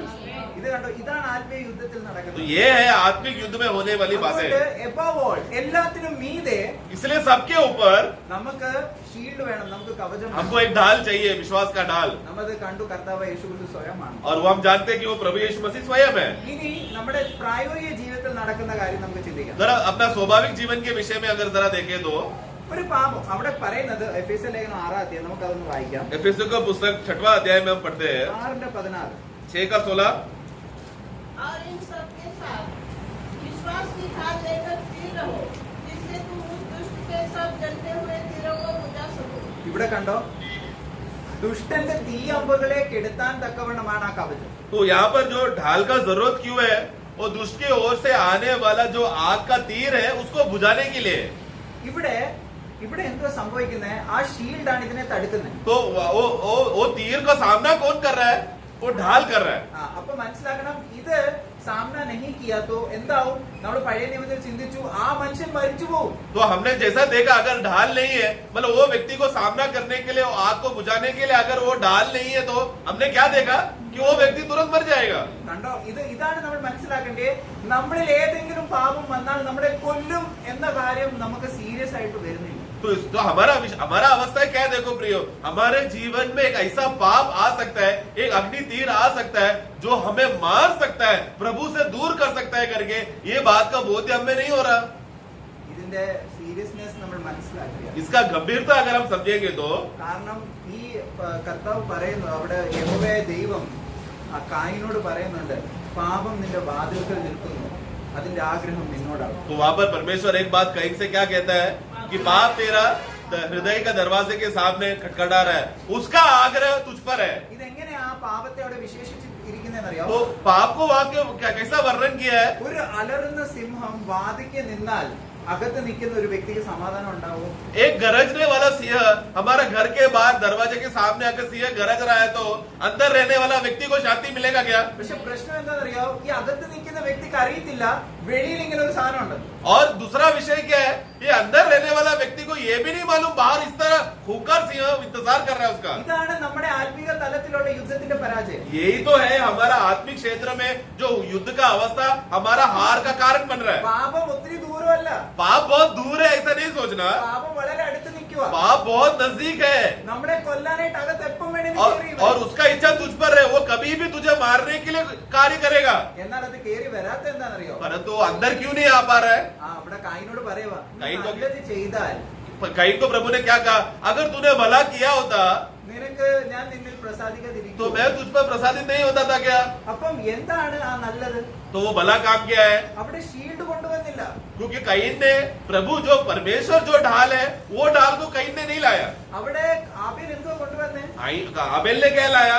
അവിടെ ഒരു കവചം കൊണ്ടുവരികയാണ്. वो आबेल ने कवच को लाया, ढाल को लाया. അവിടെ ആബേൽ അല്ല ജീവിക്കുന്നത്, എന്നാൽ വേറൊരു വസ്തു ജീവിക്കുകയാണ്. तो वहां पर आबेल नहीं था विषय, वहां पर उसके बदले दूसरा एक वस्तु था जो जी रहा था. ഇത് നമ്മൾ മനസ്സിലാക്കിയാൽ ये बात अगर हम समझेंगे तो നമ്മുടെ ആത്മീക പോരാട്ടത്തിൽ നമ്മൾക്ക് ഏറെക്കുറെ നമുക്കൊരു രീതിയിൽ നമുക്ക് പാപത്തോട് നമുക്ക് മറുത്തു നിൽക്കാൻ നമുക്ക് പറ്റും. तो इस विषय में ये तत्व को अगर हम लोग आत्मिक रीति से अगर समझेंगे तो आत्मिक बातों का युद्ध के विषय में बहुत सी बातों में हम आगे जयवंत होकर जी सकते ഇനി हैं. ഒരു പ്രായോഗിക വശത്തിൽ ഒരു കാര്യം നമുക്ക് ചിന്തിക്കാം. एक प्रैक्टिकल बात बस मैं बताना चाहता हूँ. നമ്മുടെ ഇടയിൽ നമ്മൾ ജീവിച്ചു പോകുമ്പോൾ, ഞാൻ ആദ്യം പറഞ്ഞ പോലെ നമ്മളൊരു യാത്രയിലാണ്. जैसा मैंने शुरुआत में कहा, हम एक यात्रा में है. നമ്മൾ ഈ യാത്രയിൽ പോകുമ്പോൾ നമുക്ക് ക്ഷീണം വരുമല്ലോ. हम लोग यात्रा में यात्रा करते समय में हम थक जाते हैं ना. അപ്പൊ ഈ ക്ഷീണം വരുമ്പോ ഈ ക്ഷീണം എന്തോന്നാ കാണിക്കുന്നയാ? तो ये थकान आना उसका मतलब क्या है? നമുക്ക് ഈ യാത്ര കുറച്ച് മടുത്തു. बोला अभी यात्रा कर करके यात्रा अभी बोरिंग हो गया अभी. അപ്പം എന്തോ ചെയ്യുന്നേ? യാത്രയിൽ കുറച്ച് വിശ്രമിക്കാം. तो बोला अभी क्या होगा? यात्रा करने की वजह से क्या हो गया? चलो अभी थोड़ी देर मैं विश्राम करता हूँ. ഈ വിശ്രമിക്കുമ്പോൾ സംഭവിക്കുന്ന കാര്യങ്ങളാണ് നമ്മൾ പ്രത്യേകിച്ചും ചിന്തിക്കേണ്ടത്. और मतलब तो ऐसा यात्रा करते समय में चलो अभी मैं थोड़ा थक गया, थोड़ा विश्राम करता हूँ, ऐसे टाइम में क्या क्या अवस्था हो सकता है वो बातों को हमें सोचना है. ഇങ്ങനെ നമ്മൾ ക്ഷീണിച്ചു പോകുമ്പോൾ നമ്മളൊരു വചനം ഓർക്കണം. क्योंकि जब भी हम ऐसी रीति से थक जाते हैं तो तुरंत हमको वचन याद करना चाहिए. എബ്രായ ലേഖനം 12 अध्याയം इब्रानियों का पुस्तक 12 अध्याय 3 വാക്യം. बाकी 3. इसलिए उस पर ध्यान करो जिसने अपने विरोध में पापियों का इतना विरोध सहन लिया कि तुम निराश होकर साहस न छोड़ो. हाँ, ഇവിടെ കണ്ടോ? ഇവിടെ പാപികളാൽ സഹിച്ച വിരോധം എന്തുവായിരുന്നു? तो वो पापियों के द्वारा इतना विरोध बातें हमारा प्रभु यीशु मसीह ने सहा. അപ്പം ഈ ഒരു കവചം കർത്താവ് യേശുക്രിസ്തുവിന്റെ മുമ്പാകെ കർത്താവ് കാൽവരി ക്രൂശിൽ മരിക്കുമ്പോൾ നമുക്ക് കവചമായി നിൽക്കുന്നതുകൊണ്ട് നമുക്ക് ഈ പാപികളാൽ ഇത്ര വിരോധം, ഈ പാപത്തിന്റെയും ശാപത്തിന്റെയും വിരോധം കർത്താവിന്റെ മുമ്പിൽ വന്നപ്പോഴും കർത്താവ് കവചം പോലെ നിന്നതുകൊണ്ട് നമുക്കത് ഏറ്റില്ല. तो वहाँ पर विषय क्या है? देखो वहाँ पर जब प्रभु इतना कष्ट और दुख सहते समय में प्रभु का खासियत क्या था? वो स्वयं एक ढाल है. इसलिए वो सब बातें उसका विरोध आया तो भी वो कभी निराश नहीं हुआ, दुखी नहीं हुआ. वो क्यों ऐसा है? ताकि हम लोग निराश ना हो. जब हमारे ऊपर विरोध आए तो वो हमारे लिए कवच बन गया ताकि हम दुखी ना हो, निराश ना हो. നമ്മുടെ ആയുധം കാൽവരി ക്രൂശാണെന്ന് മനസ്സിലാക്കിയാൽ, प्रियो अगर हमारा हथियार कलवरी क्रूस है करके अगर हम समझ जाएंगे तो കാൽവരി ക്രൂശിൽ നമ്മൾ അതിന്റെ അവിടെ ഒരു പാട്ടുണ്ട്, in the cross in the cross. एक गीत है क्रूस में അവിടെ സൽപ്രകാശത്തെ ഞാൻ കണ്ടു, आपका भला कार्य को मैंने देखा, आपका भला ज्योति को मैंने देखा, എന്റെ പാപങ്ങളെല്ലാം നീങ്ങിപ്പോയി. मेरा सारा पाप वहाँ पर हट गया. എങ്ങനെയാ പാപം वो നീങ്ങുന്നതെന്നറിയോ? पाप कैसा हटता है? ക്രൂശിൽ കണ്ട സൽപ്രകാശം പാപത്തിന് നിൽക്കാൻ പറ്റാത്തൊരവസ്ഥയാണ്. क्योंकि जो क्रूस से आया हुआ वो बड़ा अगम्य ज्योति का खासियत क्या है? वो इतना ज्योति में है, इतना तेजो में है कि पाप को रुक नहीं सकता, पाप वहाँ से हट जाएगा. അപ്പൊ നമ്മുടെ ഇടയിൽ ഒരു പാപം വന്നാൽ, इसलिए हमारे बीच में कोई पाप आया तो നമ്മൾ പാപം ചെയ്തു എന്ന് വെച്ചോ, सोचो कि हमने जाने अनजाने में पाप कर बैठा. ഞാൻ ഒരു റാൻഡംലി ഒരു ചോദ്യം ഇടുകയാണ്. मैं ऐसे ही मैं एक सवाल पूछ रहा हूँ, ഇന്ന് നമ്മൾ പാപം ചെയ്തോ? क्या आज अपने पाप किया है क्या? നമ്മൾ വളരെയധികം മനസാക്ഷിയോട് കൂറും പുലർത്തണം. हमें अच्छा विवेक के साथ का सच्चा गवाह में रहना चाहिए. കാരണം ഇത് നമ്മുടെ, ഞാൻ പറഞ്ഞതുപോലെ നമ്മളെ കൊല്ലുന്ന കാര്യമാണ്. क्योंकि ये विषय क्या है प्रियो? ये तत्व समझना है, ये हमें मार देने का अवस्था में लेकर आएगा. എന്നാൽ നമ്മൾ ഓർക്കുന്നത്, അയ്യോ ഞാൻ ജീവനോട് ഇരിക്കുവാണല്ലോ. तो हम क्या सोच रहे हैं? परंतु मैं तो अभी जिंदा हूँ ना, पाप किया तो क्या हुआ? मैं किधर मरा? സഹോദരന്മാരെ, ജഡത്തിന്റെ ചിന്ത മരണം. നമുക്കൊരു മരണം സംഭവിച്ചു, നമ്മൾ അറിയുന്നില്ല. परंतु हे प्रियो, रोमियो 8 में हम क्या पढ़ते हैं? शरीर में मन लगाना मृत्यु है. मतलब हमारे अंदर मृत्यु हो गया, ये बोध ही हमको नहीं है. നമുക്ക് ആത്മീക യുദ്ധത്തെ കുറിച്ച്, ആത്മീക തത്വം മനസ്സിലാവുന്നോ? हमें इसलिए आत्मिक युद्ध क्या है, आत्मिक युद्ध में वहाँ का रीति क्या है, क्या हम समझ पाते हैं क्या? ഒരു മരണ വീട്ടിൽ നമുക്ക് ആരെങ്കിലും ചിരിക്കുന്നതോ സന്തോഷിക്കുന്നതോ കണ്ടിട്ടുണ്ടോ? एक मृत्यु का अवस्था में, एक घर में जहाँ पर मृत्यु हुआ है, वहाँ पर कोई जाकर हंस रहा है, खुशी मना रहा है, ऐसा कभी देखा है क्या हमने? എന്നാൽ പാപം ഒരു വീട്ടിൽ വന്ന് ഒരാളെ കൊന്നു കഴിഞ്ഞിട്ടും നമുക്കത് മനസ്സിലാവുന്നില്ല എങ്കിൽ ആ വിഷയം എത്ര സീരിയസ് ആണ്. परंतु पाप आकर हमारे घर के अंदर आया और उसने हमारा हत्या किया और ये बात को हमें समझ में भी नहीं आ रहा है. बोला तो എന്നാൽ ഇവിടെയാണ് നമ്മൾ മനസ്സിലാക്കുന്നത് परंतु यहाँ पर हमें एक बात समझना है, പാപം ചെയ്താൽ പിന്നെ എന്ത്? पाप किया तो अभी उसके बाद क्या? കാരണം ഈ വിശ്വാസം എന്ന പരിചയമാണല്ലോ എന്നെ തടുക്കുന്നത്. क्योंकि विश्वास जो हमारा ढाल है वही उसको शुरुआत में रोकता है. പക്ഷേ ഇതിനെന്തോ കോട്ടം സംഭവിച്ചല്ലോ, അതുകൊണ്ടാണ് ഇതകത്ത് വന്നത്, പാപം കൊന്നത്. परंतु यहाँ पर क्या अवस्था क्या हो गया, उसका वो ढाल में अभी उस पर विषय कुछ हो गया है, इसके लिए पाप अभी अंदर प्रवेश किया और उसको मारा. അപ്പം ആ വ്യക്തിയുടെ ആ സമയത്തെ വിശ്വാസം പത്രോസിനെ പോലെ ആയിപ്പോയി, തന്റെ സ്വന്തം കവചം എടുത്തു വെച്ചു. तो मतलब क्या हो गया, अगर पाप अगर अंदर प्रवेश करने हो पा रहा है, उसका मतलब क्या है, वो व्यक्ति का या हमारा विश्वास पत्रोस के समान हो गया. मसीह जो हमारा ढाल का विश्वास है उसको हमने खड़ा नहीं किया, बल्कि हमारा स्वयं जो विश्वास, जिसपे हम विश्वास करके आधार करके जीते हैं, अपने आप को एक ढाल बना है, जिसके वजह से क्या हो गया, वो तीर को अंदर प्रवेश करने के लिए आसानी हुआ. അപ്പൊ നമ്മുടെ ഈ ഹൃദയത്തിൽ അവിശ്വാസം വരുമോ? क्या हमारे हृदय में अविश्वास आ सकता है क्या? നമ്മുടെ വിശ്വാസികളല്ലേ, हम तो विश्वासी है ना, നമുക്ക് അവിശ്വാസം വരുന്നത് എങ്ങനെയാ? तो हमारे अंदर अविश्वास का अवस्था कैसे आ सकता है? എബ്രായ ലേഖനക്കാരൻ ഒരു കാര്യം പറയുന്നത് വായിക്കാം. इब्रानियों का पुस्तक में हम पढ़ते हैं 3-ാം അധ്യായം. 3रा अध्याय. ഇവിടെ ആ ആദ്യം തൊട്ട് വായിക്കുമ്പോൾ നമ്മൾ മനസ്സിലാക്കി ഇത് വിശ്വാസികളെ കുറിച്ചാണ്. तो 3रा शुरुआत से जब हम पढ़ेंगे तो हम जानते हैं विश्वासियों के बारे में कहा है. 12 വായിച്ച്. 3:12. हे भाइयों ആ, चौकस रहो ഹേ ഹേ ഭായി, ആ. ഇവിടെ കണ്ടോ, ഇവിടെ ഒരു അവിശ്വാസിയെ കുറിച്ചല്ല तो സംസാരിക്കുന്നത്. मतलब अविश्वासियों को नहीं बोल रहे, हे भाइयों बोलकर वचन शुरू किया, मतलब अविश्वासियों को नहीं है. അപ്പം ഇത് വിശ്വാസികളെ കുറിച്ച് ഇവിടെ ഒരു തർക്കമില്ല. तो ये विश्वासियों के लिए है करके इस पे कोई संदेह नहीं. ഇവിടെ അതുകൊണ്ട് സഹോദരന്മാരെ इसलिए हे भाइयों, चौकस रहो हाँ. कि तुम्हें ऐसा बुरा और अविश्वासी मन न हो जो കണ്ടോ, तुम्हें- അവിശ്വാസമുള്ള ദുഷ്ടഹൃദയം. मतलब अविश्वास का दुष्ट मन तुम में ना हो. എന്താണ് ഈ അവിശ്വാസമുള്ള ദുഷ്ടഹൃദയം? तो अविश्वास का दुष्ट हृदय या दुष्ट मन क्या है? ജീവനുള്ള ദൈവത്തെ നിങ്ങളിൽ നിന്നും ഡിപ്പാർട്ട് ചെയ്ത് നിങ്ങൾ ത്യജിച്ചു കളഞ്ഞു. आगे बढ़ना. जो तुम्हें जीवित परमेश्वर से दूर हटा ले जाए हाँ, मतलब वो क्या है अविश्वास, क्या उसका परिणाम क्या हो गया, तू जीवित है परमेश्वर से दूर हो गया. ഇത് കണ്ടോ, ഇത് നമ്മളിൽ സംഭവിക്കുന്നുണ്ടല്ലോ, ये हमारे अंदर हो रहा है ना.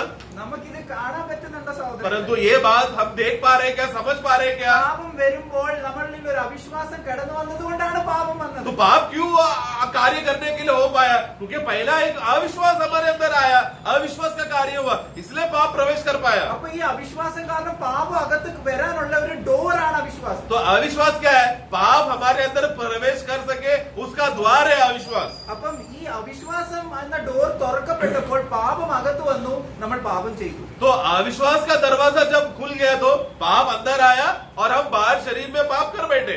എന്നിട്ട് നമ്മൾ പാപം ചെയ്യാത്ത പോലെ നടിച്ച് ജീവിക്കുമോ? और हम लोग क्या कर रहे हैं? हम लोग ऐसा जी रहे हैं कि मैंने तो कुछ पाप किया नहीं है बोलकर अपने आप को धोखा देकर जी रहे हैं, एक कपटी जीवन जी रहे हैं. എന്നിട്ട് കുറച്ച് ദിവസം കഴിയുമ്പോഴത്തേക്ക് നമ്മളത് കാര്യമേ അങ്ങ് മറന്നുപോയി. और कुछ दिन के बाद अवस्था क्या है, वो बात को ही भूल गया. ഞായറാഴ്ചയായി, फिर आराधना का दिन हुआ, रविवार का दिन आ गया, നമ്മുടെ മേശയ്ക്ക് അടുത്ത് വരുവാ. हम मेज के पास आ रहे हैं. മേശയ്ക്ക് അടുത്ത് വരുമ്പോൾ मेज के पास आकर എപ്പോഴും മേശയെ കുറിച്ച് പറയുമ്പോൾ ദുർമനസാക്ഷി നീങ്ങി ശുദ്ധ ശുദ്ധവെള്ളത്താൽ തളിക്കപ്പെട്ടവരായി വിശ്വാസത്തിന്റെ പൂർണ്ണ നിശ്ചയം കൊണ്ടാണ് അടുത്ത് വരുന്നത്. हमने इब्रानियों का पुस्तक उसका 10वां अध्याय में 22-23 में पढ़ते समय में वहां पर देखो, इसलिए तुम लोगों को कैसा आना है करके 10 का 19 पढ़ना, नहीं इसलिए हे भाइयों, हाँ, जब हमें 10 का 22 पढ़ना. तो आओ हम सच्चे मन सच्चे मन, हाँ, पूरे विश्वास के साथ हाँ. Vishwas, full assurance of faith. विश्वास का पूर्ण बोध्य के साथ तुम्हें आना है.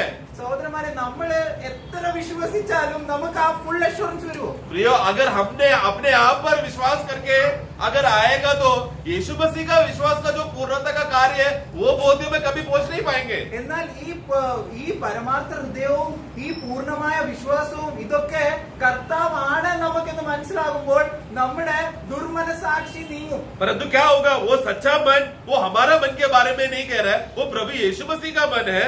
और वो सच्चा विश्वास, पूर्ण विश्वास का पूर्ण भरोसा वो प्रभु यीशु मसीह स्वयं है. ये बात को अगर हम लोग थामे रहेगा तो क्या होगा, हमारा अशुद्ध विवेक शुद्ध हो जाएगा. ഞാനൊരു സംഭവം പറയാം. എന്റെ ജീവിതത്തിൽ വന്നൊരു സംഭവം. मेरे जीवन में आया हुआ एक घटना को मैं बताता हूँ. പാപം ചെയ്തു.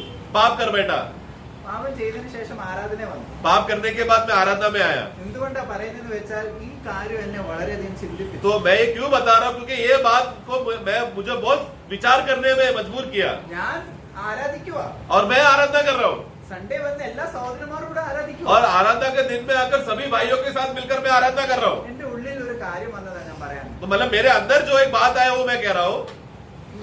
പാപം ചെയ്ത് നിന്നെ എനിക്കറിയാലോ. तूने जो कल पाप किया है मैं तुझे जानता हूँ. ഈ ഉള്ളിൽ നിന്ന് ഒരു ഒച്ച വന്നപ്പോൾ ഞാൻ എന്റെ ആരാധന നിന്നു. तो अंदर से जब ऐसा आवाज आया तो मैं जो बाहर आराधना कर रहा था उधर ही वो रुक गया.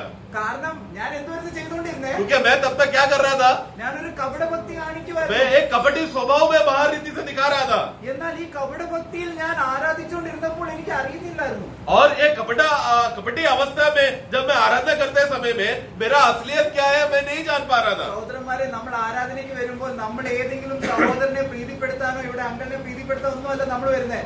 നമ്മൾ വരുമ്പോൾ നമ്മുടെ മനസാക്ഷിയിൽ ഒരു സ്വരം വരും, നിന്നെ എനിക്കറിയാം.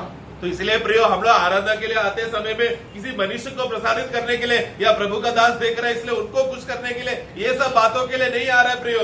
हमारा विवेक का विषय में विवेक का खुशी का आनंद है आराधना का प्रकटीकरण. तो इसलिए आराधना में आते समय में विवेक बोलेगा तूने पाप किया मैं तुझे जानता हूँ. ഈ ഒരു സ്വരം നമ്മുടെ ഉള്ളിൽ വരുമ്പോൾ നമുക്ക് നിൽക്കാൻ പറ്റും. पर और ये आवाज ऐसा आवाज अगर आया और हमने सुन बैठा तो फिर हम खड़े रह नहीं पाएंगे प्रियो. പിന്നെ നമുക്ക് അഭിനയിക്കാൻ പറ്റത്തില്ല. फिर हमको ढोंग करने नहीं हो पाएगा. കാരണം ഈ സ്വരം യഥാർത്ഥമായിട്ടും സ്വർഗത്തിൽ നിന്ന് വന്നാൽ നമുക്ക് തികച്ചും മനസ്സിലാവും. क्योंकि ये आवाज स्वर्ग से आया है करके हमें बोध्य हो जाएगा. ഞാൻ അപ്പൊ നമ്മള് ആരാധന കൂടുവാണല്ലോ. तो तभी भी मैं आराधना का भाग ले रहा था. ഇനി എന്താ ചെയ്യുന്നത്? अभी क्या करा, क्या कर सकता है अभी? അപ്പം എന്റെ മനസാക്ഷിയിൽ എന്നെ കുറ്റം വിധിച്ചു. तो विवेक दोष देने शुरू किया. ഈ മനസാക്ഷി കൊണ്ട് എനിക്ക് മേശ എടുക്കാൻ പറ്റത്തില്ല. अभी ऐसा दुष्ट विवेक ने अगर दोष दिया है तो मेज का भाग नहीं ले सकता. ഇനി ഈ അവിശ്വാസമുള്ള ദുഷ്ട ഹൃദയം എന്നിൽ നിന്നും പോണം. अभी ये अविश्वास का ये दुष्ट हृदय जो मेरा विवेक को अशुद्ध करता है उसको बाहर निकालना पड़ेगा. ഇത് പോണമെങ്കിൽ എന്നിൽ പരമാർത്ഥ ഹൃദയം ഉണ്ടാവണം. എനിക്ക് വിശ്വാസത്തിന്റെ പൂർണ്ണ നിശ്ചയം ഉണ്ടാവണം. उसके लिए मेरे अंदर एक शुद्ध हृदय होना जरूरी है और विश्वास का पूर्णता का पूर्ण भरोसा होना चाहिए. ഞാൻ അപ്പം ചിന്തിച്ചു ഒരു കാര്യം ചെയ്യാം, ഇന്ന് മേശ എടുക്കണ്ട. तो तब मैंने ഇതിന് കുറച്ച് സമയം വേണം, നമുക്ക് വ്യക്തിപരമായിട്ട് കർത്താവിന് മുന്നിൽ ഇരിക്കണമല്ലോ. तो फिर मैं तुरंत मेरा जो परिणाम आया मतलब अभी मुझे क्या करना पड़ेगा. तो आज मैं इसके लिए मेज नहीं लूंगा क्योंकि इस बात का अच्छा एक शांति चाहिए तो थोड़ा समय प्रभु के साथ बिताना पड़ेगा ना. അല്ലേ ഇതല്ലേ എന്നിൽ വന്ന ഒരു കാര്യം. तो मेरे अंदर आया विचार मैं कह रहा हूँ. ഞാൻ പെട്ടെന്ന് അങ്ങനെ ചിന്തിച്ചോണ്ടിരിക്കേ तो और मैं ऐसा बातें सोच रहा हूँ आज मैं मेज नहीं लूंगा. പെട്ടെന്ന് എനിക്കൊരു വചനം ഓർമ്മ. तुरंत मुझे एक वचन याद आया. നമുക്കത് വായിക്കാം. 1 യോഹന്നാൻ पहला यूहन्ना 2-ാം അധ്യായം दूसरा अध्याय 2-ാം വാക്യം. दूसरा वाक्य और 2:1 2 का 1 पढ़ना सॉरी. हे मेरे बालकों, मैं ये बातें तुम्हें इसलिए लिखता हूँ कि तुम पाप न करो. കണ്ടോ, നമ്മൾ പാപം ചെയ്യുമ്പോൾ നമ്മൾ ഇപ്പോഴും ശിശുക്കളാ കേട്ടോ. तो अगर पाप कर रहे हैं तो हम लोग कौन है, बालक है हम ഈ लोग. ശിശുവാണ് വന്ന് മേശ എടുക്കുന്നത്. और बालक लोग आकर क्या कर रहे हैं, मेज का भाग ले रहे हैं. കണ്ടോ, പാപം ചെയ്ത് വന്ന് ഇരിക്കുക. मतलब पाप करके हम लोग मीटिंग में आकर बैठे हम लोग. ഇങ്ങനത്തെ ഒരു അവസ്ഥ നമ്മളിൽ ഉണ്ടായിരിക്കാം. ऐसा अवस्था हमारे अंदर आ सकता है. എന്നിട്ട് ദേവദാസൻ പറയുന്നത്, आगे प्रभु का दास कहता है और यदि कोई पाप करे यदि कोई पाप करे तो पिता के पास हमारा एक सहायक है, अर्थात धर्मी यीशु मसीह. ഈ കണ്ടോ, ഇവിടെ ഈ വാക്യം വായിച്ചപ്പോ ഞാൻ ചിന്തിച്ചു, പാപം ചെയ്താൽ എന്നെ ശിക്ഷ വിധിക്കുന്ന എല്ലാവരും അവിടെ നിൽപ്പുണ്ട്. तो बाप तो मैं वाक्य पढ़ते समय में मेरा अंदर एक विचार चल रहा है. पाप कर रहा है तो उसके विषय में न्याय करने के लिए बहुत लोग सामने हैं, या उसको तू गलत कर रहा है ऐसा बोलने के लिए बहुत लोग हैं. ഇങ്ങനെയാണ് ഞാൻ ചിന്തിച്ചത്. ऐसा मैं सोच रहा था. പക്ഷെ ഇവിടെ പാപം ചെയ്തു കഴിഞ്ഞുള്ള സംഭവം പറയുക. परंतु यहाँ पर पाप करने के बाद क्या होगा हो रहा है करके वहां पर बता रहा है. എനിക്ക് അറിയത്തില്ല നിങ്ങളെ ഇത് മനസ്സിലാവുന്നുണ്ടോ. मुझे पता नहीं आप लोग ये बात समझ पा रहे हैं क्या नहीं. കാരണം ഇത് ആത്മീക ലോകത്തിൽ നടക്കുന്ന യഥാർത്ഥമായിട്ട് നടക്കുന്ന ഒരു क्योंकि സംഭവം. ये आत्मिक दुनिया में सचमुच हमारे भीतर होने वाला एक बात है, एक संघर्ष है जो वास्तव में होता है. നമ്മൾ പാപം ചെയ്തു കഴിഞ്ഞാലുള്ള ഒരു സംഭവം ഇവിടെ പറയുക. मतलब हम लोग पाप कर बैठने के बाद फिर क्या हमारा परिस्थिति है वो मैं बता रहा हूँ. പിതാവായ ദൈവത്തിന് മുൻപാകെ ഒരു അഡ്വക്കേറ്റ് നിൽക്കുക. पिता परमेश्वर के सामने एक विश्वास योग्य वकील है. എന്നിട്ട് ഈ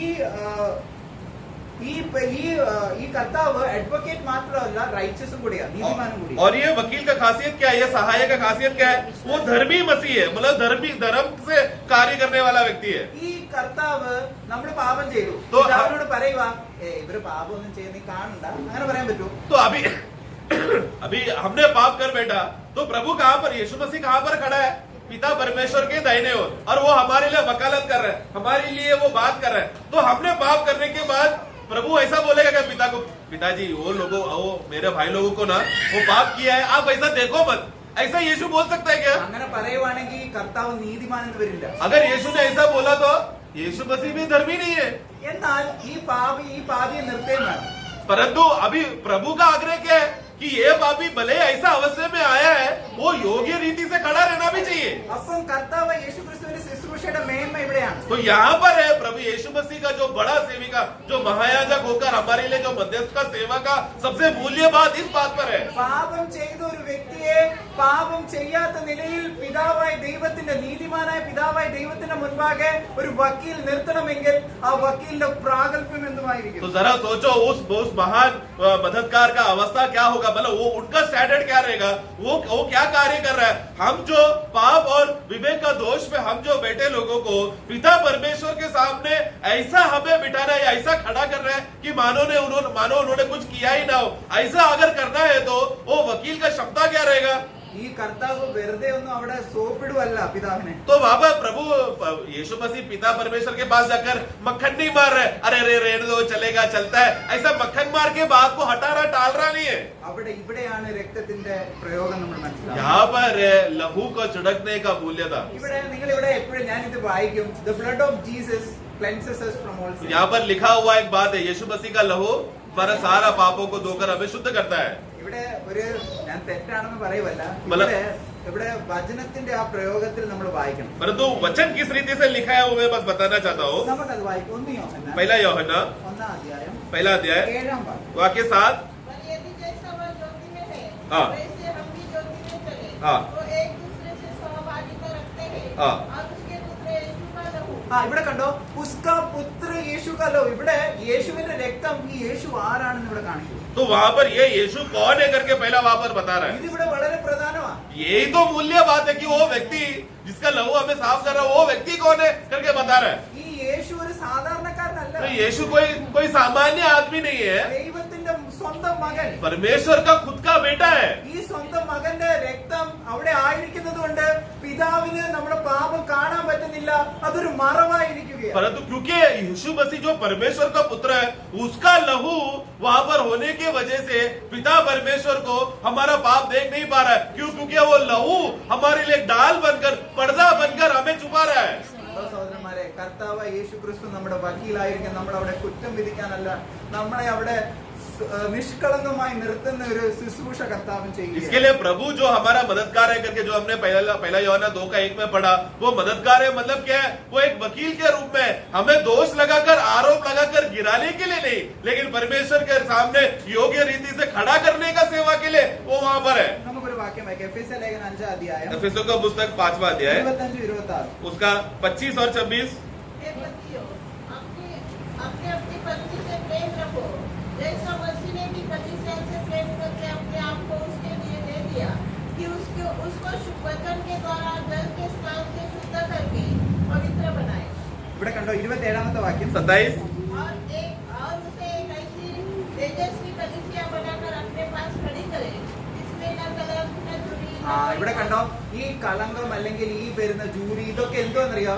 तो ये- ഇതൊക്കെ പാപത്താൽ വരുന്ന കുറച്ച് ചുളുക്കമൊക്കെയാ. तो ഈ ये- ചുളുക്കം പോലും ഇല്ലാത്ത നിലയിൽ Amen. നിർത്തണമെങ്കിൽ ആ ശുദ്ധീകരണ പ്രക്രിയ എത്ര മഹത്വമേറിയതായിരുന്നു. तो प्रियो वो पिता प्रभु अपने आप के साथ, प्रभु के साथ हमें एक तेजस्वी कलिशा के रीति से कोई भी दाग और कोई भी जूरी ना हो, उस रीति से प्रभु के साथ अगर प्रभु के साथ कंधे मिलाकर अगर खड़ा करना है, तो ये दाग और जूरी क्या है? पाप के द्वारा प्रकट होने वाला दाग है जो बाहर प्रकट होता है. उस बात को भी धोकर शुद्ध करके, मानो ऐसा कुछ बात है ही नहीं, वैसा प्रभु के साथ खड़ा कर रहा है. और पिता परमेश्वर देख रहा बोला तो प्रभु यीशु मसीह हमें धोकर शुद्ध करने का कार्य कितना बड़ा है प्रियो. കർത്താവിന്റെ മുമ്പിൽ परमेश्वर के सामने നമ്മൾ വരുമ്പോൾ हम लोग जब आते हैं, കർത്താവിന് അറിയാം നമ്മളെ ആരാണ്. प्रभु तो जानता है हमारा असलियत हम कौन है, പക്ഷെ പിതാവിന് അറിയില്ല. परंतु पिता नहीं जान रहा है. എങ്ങനെ അറിയത്തില്ല? क्यों नहीं जान रहा है? കാരണം കർത്താവായ യേശു ക്രിസ്തുവിന്റെ രക്തം നമുക്ക് മറവായി. क्योंकि यीशु मसीह का लहू हमारे लिए एक ढाल बनकर हमें छुपा रहा है. അത് തീഷ്ണതയുള്ള കണ്ണിന് പോലും അവിടെ വരാൻ പറ്റാത്ത നിലയിൽ രക്തം മറവായിരിക്കുമ്പോൾ നമ്മുടെ സേവിക്കാൻ, നമ്മുടെ ശുശ്രൂഷ എത്ര മഹത്വം. ഇതാണ് നമ്മൾ മേശയിൽ കാണുന്നത്. നമ്മൾ ആരുടെ അടുത്താ വരുന്നതെന്നറിയോ? നമ്മൾ വരുന്നത് പുതിയ നിയമത്തിന്റെ വ്യവസ്ഥയെ സ്ഥാപിച്ച രക്തത്തിന്റെ അടുക്കലാണ് നമ്മൾ വരുന്നത്. इसके लिए हमें देखो, परमेश्वर का नजर के बारे में हम लोग बाइबल में पढ़ते समय में हम देखते हैं, परमेश्वर का जलन की आग, आग से भरा हुआ आग, उस आग से कोई छुप नहीं सकता. परमेश्वर सब बातें देखता है. वो परमेश्वर की उस आग को जब यीशु मसीह का लहू जब हमारे ऊपर आते समय में हमारा कोई भी गंदगी या हम एक पापी है करके उस रीति से हमें वो नहीं देखता. मतलब क्योंकि प्रभु यीशु मसीह का कार्य उतना बड़ा है कि वो हमें पिता के सामने योग्य रीति से हमें खड़ा करके रखता है. പൗലോസിന്റെ ശുശ്രൂഷ സമയത്ത് രണ്ട് സഹോദരന്മാര് വിശ്വാസ കപ്പൽ ഛേദിക്കപ്പെട്ടതുകൊണ്ട് അവരെ സാത്താനെ ഏൽപ്പിച്ച രംഗം നമുക്കറിയാം. हम लोग जानते हैं पौलुस इस विषय में गवाही देता है कि वो कहता है कि दो भाई लोग जिसका विश्वास रूपी जहाज डूब जाने की वजह से शैतान के हाथ में सौंप दिया करके पौलुस कहता है. കാരണം ഹെമിയോസും അലക്സാന്ദ്രിയോസും सिकंदर, ഈ രണ്ടു പേരും ഇവരുടെ വിശ്വാസ കപ്പൽ തകർന്നു പോയതുകൊണ്ട്, അവിടെ വിശ്വാസ കപ്പൽ തകർന്നു പോയതുകൊണ്ട് ഇവരെ സാത്താനെ ഏൽപ്പിച്ചു. तो वहाँ पर क्या हेमियोस और सिकंदर का विश्वास रूपी जो जहाज वो डूब जाने की वजह से शैतान के हाथ में सौंपा गया था. രസകരമായ കാര്യം എന്താ അറിയോ? परंतु वहाँ पर एक अच्छा बात मालूम है क्या है? സാത്താന്റെ കയ്യിൽ എന്തിനെ ഏൽപ്പിക്കുന്നത് അറിയോ? शैतान के हाथ में क्यों सौंपा जा रहा है? ഇനി ഇവർ ഒരിക്കലും ബോഷ്ക്ക് പറയാതിരിക്കും. अभी वो लोग कभी भी झूठ नहीं बोले इसके लिए. ആരുടെ കയ്യിലായിരുന്നു ബോഷ്ക്ക് പറയാൻ? ബോഷ്കിന്റെ അപ്പനായവന്റെ കയ്യിൽ ഏൽപ്പിക്കുന്നത് ഒരിക്കലും ബോഷ്ക്ക് പറയാതിരിക്കാൻ. तो वो लोग किसके हाथ में सौंपा जा रहा है? झूठ बोलने का पिता जो शैतान है उसके हाथ में क्यों वो लोग जा रहे हैं? ताकि वो लोग उसके सामने झूठ ना बोले. സഹോദരന്മാരെ, കർത്താവ് ഞാൻ ഇത് ചിന്തിച്ചപ്പോഴും ഞാൻ ഇങ്ങനെ വിചാരിക്കുവാ, കർത്താവിന്റെ ഇടപാടുകൾ. तो मैं सोच रहा था प्रभु जब अपना कार्य करते समय में ना वो किस रीति से कैसे कैसे लोगों को इस्तेमाल करता है अपना कार्य और अपना धार्मिकता को प्रकट करने के लिए. കാരണം കർത്താവ് സാത്താനെ ഉപയോഗിക്കും. क्योंकि प्रभु शैतान को भी इस्तेमाल करता है. നമുക്കത് എങ്ങനെ ചിന്തിച്ചാൽ നമ്മൾ ഓർക്കും, കർത്താവ് എന്തിനാ നമ്മളെ ശരിയാക്കാൻ സാത്താനെ ഉപയോഗിക്കുന്നത്? हमारा सामान्य बुद्धि में ये बात समझ नहीं सकता, हमें ठीक करने के लिए शैतान को प्रभु क्यों इस्तेमाल करेगा? അത് യോബിനെ സാത്താൻ ഇത് ചെയ്തപ്പോൾ जब अय्यूब को विषय में जब प्रभु ने शैतान को इस्तेमाल किया, യോബ് പറയുന്ന ഒരു കാര്യമാണ്, अय्यूब एक बात कहता है, എന്നെ ദൈവം ശോധന ചെയ്യും. जब परमेश्वर मुझे परखेगा. ഇതൊക്കെ തനിക്ക് തന്റെ ഒരു ദിവസം കൊണ്ട് എത്രയൊക്കെ നഷ്ടം സഹിച്ചെന്നറിയോ താൻ? ये अय्यूब कौन है? उसको एक ही दिन में कितना बड़ा नुकसान उसको झेलना पड़ा. പക്ഷെ യോബ് പറയുക, എന്നെ ദൈവം ശോധന ചെയ്യുക. इससे तो अय्यूब उसका विषय में गवाही क्या देता है? परमेश्वर मुझे परख रहा है. നമുക്ക് ഈ കാര്യം എങ്ങനെ മനസ്സിലാവും? हम ये सब बातों को कैसे समझ सकते हैं? प्रिय ഇവിടെ പറയുകയുണ്ടായി, ഈ കാലിന് ഇങ്ങനെ ഒരു പ്രശ്നം വന്നപ്പോൾ ഇരിക്കുന്നതായിട്ട് ഞാൻ കണ്ടു. प्रभु का दास ऐसा एक बात ऐसा कहा कि मेरा पैर में ऐसा तकलीफ आया तो भी मुझे खुशी मनाने, प्रभु में आनंद होने का एक कारण बन गया. ലോകത്തിലെ ഏതെങ്കിലും ഒരു മനുഷ്യനെ ഇത് കേട്ടാൽ പറയും, നിങ്ങളുടെ ദൈവം നിങ്ങൾക്ക് തക്ലീഫ് വന്നിട്ട്. तो दुनिया के लोग अगर ये बात सुनेगा तो गवाही सुने तो लोग क्या बोलेगा? कैसा परमेश्वर का तुम लोग सेवा कर रहे हो? तुम लोग ऐसा, तुम्हारा प्रभु तुमको तकलीफ देगा. ശോധനയിൽ ഉരുത്തു വരുന്നത് പൊന്നാണ്. परंतु प्रियो, जब हम लोग कुछ भी चीज को परखते समय में या उसको जांच परखते समय में उस परखते हुए बात को अगर वो और शुद्धता से बाहर आया तो मतलब वो चीज क्या है? सोना. तो प्रभु किसको परखेगा? सिर्फ सोना को ही परखेगा. സഹോദരന്മാരെ, നമുക്ക് കർത്താവിന്റെ അടുക്കൽ വരാം. इसलिए आओ प्रियो, हम लोग प्रभु की उपस्थिति में आए. സമയം കഴിഞ്ഞു. समय यहाँ पर हो रहा है, खत्म हो गया. ഒരു കാര്യം കൂടി മാത്രം. एक बात खाली खत्म करता हूँ, बोलता हूँ. മുടിയനായ പുത്രന്റെ ഒരു കാര്യം മാത്രം. वो उड़ा पुत्र के बारे में कहना चाहता हूँ. മുടിയനായ രണ്ട് മക്കളുണ്ടായിരുന്നു. നമുക്ക് നല്ല രീതി अब അറിയാം. वो घटना हमको मालूम है. उस पिता को 2 बच्चे थे. ഈ അപ്പന്റെ ഈ മകൻ തന്റെ ഷെയർ എടുത്തോണ്ടല്ലേ പോകുന്നത്? तो वो दृष्टांत में हम लोग क्या देखते हैं? वो छोटा बेटे ने क्या किया? उसके लिए जो भाग था वही भाग लेकर वो गया ना. അപ്പൊ ഈ അപ്പനുള്ളത് ആർക്കാ? ഈ രണ്ടുപേർക്കാ. अभी पिता के पास जो भी है वो दोनों बेटे के लिए इक्वल रीति से बंटवारा किया था. ഈ അപ്പന്റെ ഈ ഒരു മകൻ എടുത്തു പോയപ്പോ 50% പോയില്ലേ? तो बंटवारा हो जाने के बाद आधा धन एक बेटा लेकर गया. 50% ഇനി വേറെ മകൻ. बाकी आधा भाग किसके पास है? बड़ा बेटे के पास है. ഇത് നമ്മുടെ മാനസിക ചിന്താഗതി. ये हमारा मनुष्य विचार है. ഈ 50% എടുത്തോണ്ട് പോയ ഈ സഹോദരൻ, ഈ പുത്രൻ എങ്ങനെ ചിന്തിക്കാൻ പറ്റി അവന് തിരിച്ചു പോകാൻ ഏതെങ്കിലും ഒരു രീതിയിൽ വകയുണ്ടെന്ന്? കാരണം അവന്റെ ഷെയർ അവൻ എടുത്തു. ഇനി അവൻ പോയി സന്തോഷിക്കുന്നത് തന്റെ പിതാവിന്റെ ഷെയറിലാണ്. तो अभी जरा सोचो, ये बेटा जिसने अपना हक का जो आधा धन उसने जो लेकर वो चला गया और उसको पूरा लूट लिया, लूट कर उसने खत्म कर जाने के बाद अभी उसको कैसा हिम्मत हो रहा है ये बात को सोचने के लिए कि मैं वापस मैं पिता के पास जाऊंगा और मैं पिता से माफी मांगूंगा, मुझे पिता स्वीकारेगा. और अगर पिता ने स्वीकार लिया तो वो कौन सा धन का भाग होगा? पिता के पास जो धन है उसके साथ वो खुशी मनाएगा. ഇവിടെ കണ്ടോ, ഇവിടെ നമ്മുടെ രീതിയിൽ നമ്മുടെ ചിന്താഗതിയിൽ ഒരു അപ്പന് 2 മക്കളുണ്ടെങ്കിൽ അത് കൊടുത്തു കഴിഞ്ഞാൽ 50% കുറഞ്ഞു.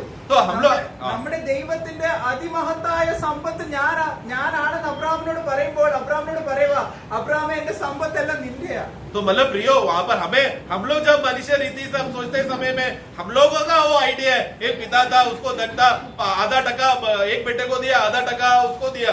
लेकिन प्रियो हमारा परमेश्वर कौन है? उनके पास असीम धन है, ना खत्म होने वाला धन है. क्योंकि परमेश्वर ने अब्राहम को क्या कहा था? मैं तेरा ढाल और कवच की नहीं, मैं असीम बड़ा धन भी हूँ. वो धन का भाग लेने के लिए हमें प्रभु ने बुलाया है. അപ്പം നമ്മുടെ വീതം എടുത്തൊക്കെ നഷ്ടപ്പെടും. तो हम लोग शायद कभी कभी हमारे जीवन में हमारा जो भाग है हम लेकर उसको हम लोग खो लेंगे शायद. എന്നാലും നമുക്ക് തിരിച്ചു വരാൻ മടിക്കണ്ട. फिर भी लेकिन पिता के पास वापस लौटने के लिए कभी हिचकिचाना नहीं प्रियो. നമ്മൾ മക്കളെങ്കിലോ നമ്മുടെ അവകാശികളോ क्योंकि കൂടെ നമ്മൾ കൂട്ടവകാശികൾ. क्योंकि अगर हम लोग बेटे हैं तो परमेश्वर के संगी वारिस है और मसीह के सह वारिस है हम. ഇതൊരിക്കലും തീർന്നു പോകുന്ന ഒരു ധനമല്ല. ये धन ऐसा ही नहीं है कि आज लिया खत्म हो गया फिर कल खत्म हो जाएगा. ऐसा प्रकार का धन नहीं है ഒരു प्रियो. വാക്യം കൂടി എഫേസ്യ ലേഖനം 3:8. एक वाक्य एफेसियों 3:8. पर जो सब पवित्र लोगों में से छोटे से भी छोटा है, ये अनुग्रह हुआ कि मैं अन्य जातियों को मसीह के अगम्य धन का सुसमाचार കണ്ടോ? ഇവിടെ ക്രിസ്തുവിലുള്ള ഒരിക്കലും തീരാത്ത എത്ര കോതേകത്വി തീരാത്ത ഒരു വലിയ ധനത്തെ കുറിച്ച് പൗലോസ് പറയുക, ഇത് തീരുന്നില്ല. ഞാൻ എത്രമാത്രം അന്വേഷിച്ചാലും ഇങ്ങനത്തെ ഒരു ധനത്തിലേക്ക് ഞാൻ ആരെയും പിടിക്കുമെന്നറിയോ? ജാതികളെ. तो वहां पर पौलुस बोल रहे. पौलुस जब उस भाषा में वो बोलते समय में ये धन का खासियत क्या मालूम है? पौलुस जैसा जैसा वो खोद कर धन को ढूंढता है, वो धन को लेकर वो इस्तेमाल कर रहा है. परंतु जितना खोद रहा है और गहराई में धन होते जा रहा है, उतना मिलते जा रहा है. तो इतना धन खोद के मिलते जा रहा है, वो इस्तेमाल कर रहा है और मिल रहा है, इस्तेमाल कर रहा है और मिल रहा है. तब वो क्या बोल रहा है? मुझ जैसा ऐसा छोटा आदमी को इतना बड़ा धन देने के लिए प्रभु ने और किनको भी इसका और कौन से लोगों को इसका सहभागी बनाया? हम जैसे अन्य जाति लोगों को भी. അപ്പം നമ്മൾ നഷ്ടപ്പെടുത്തുന്നത് നമ്മുടെ അപ്പന്റെ സ്വന്തം. परंतु लेकिन प्रियो एक बात समझना, हम जो खो रहे हैं वो हमारा पिता का धन को हम लोग खोने देख रहे हैं. എന്നാലും നമ്മൾ പോയാൽ അപ്പം പറയുക എന്നാ ഇതും കൂടെ നഷ്ടപ്പെടുത്തിക്കോ. तो और खोने के बाद पिता के पास आएगा तो पिता क्या बोलेगा? कोई बात नहीं, ये ले और ले, इसको भी तू लूटा ले. അത്രമാത്രം സ്നേഹമുള്ള പിതാവാണ്. तो भी प्रभु का धन खत्म नहीं होगा. उतना बड़ा प्रेम प्रभु हमसे करता है. प्रभु हम सबको सहायता करे.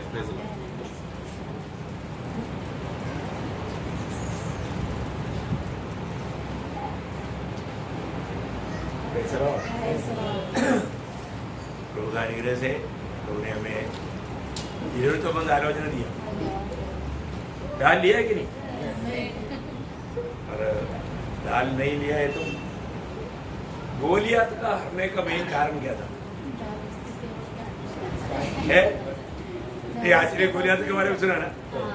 गोलियत का डाल किसके पास था मालूम है? दूसरे के पास है. गोलियत का डाल लेकर के दूसरा व्यक्ति चल रहा था. आप देखो, मुझे ऐसा लगता है कि वो थोड़ा नाट रहा था है? तो उसने पत्थर आया तो जंप किया, लेकिन तब तक नहीं आया क्योंकि आपको मालूम है गोलियत तो बहुत लंबा चौड़ा था. तो वहां से पड़ गया, वहां पर गिर गया. तो बोलने का अर्थ डाल बहुत जरूरी बात है. पौलुस जब ये बात बताता है, जेल में मैंने रह करके लिख रहा है, वहां पर एक रोमी फौजी खड़ा था. वो फौजी ने पाना हुआ उन बातों को लेकर के ये सारे बातों का अवतरण कर रहा है. तो बहुत बड़ी बात है ना? इसलिए जो सही में ये हर एक बताया हुआ एक बात मतलब प्रभु यीशु मसीह की छाया है. तो हमारा डाल कौन है? हमारे यीशु मसीह. यदि हमारे यीशु मसीह में हमारा विश्वास मजबूत है, इसलिए अभी जो पढ़ा था ना इब्रानियों 3:14 में क्या बोला? नहीं, वो अभी वजह पढ़ा नहीं था, लेकिन हाँ देखा, प्रथम विश्वास में, पहला विश्वास में अंत तक. विश्वास का डाल कभी नीचे देखना नहीं. विश्वास में हमें एक एक कदम बढ़ाना है. हमारा कदम एक एक कदम विश्वास है कि नहीं, ये बात को परखना है. कितना अनमोल बात है. प्रभु ने उस आत्मीय लड़ाई हमारा तो खत्म कर दिया, लेकिन प्रभु दास के द्वारा और भी उन बातों में अच्छा गहरा प्रकाश डाला. प्रभु को बहुत धन्यवाद देता है। प्रभु का वचन बोलने के लिए प्रभु दासों को प्रभु ने इस्तेमाल किया, सुनने वालों पर प्रभु ने बहुत बड़ा अनुग्रह दिया, हमें और भी हमारा मतलब आत्मिक जीवन का हौसला बढ़ाया। प्रभु को बहुत धन्यवाद देते हैं। प्रभु इन वचनों के द्वारा महिमा लिया है, तो प्रभु को सारा महिमा देता हूँ।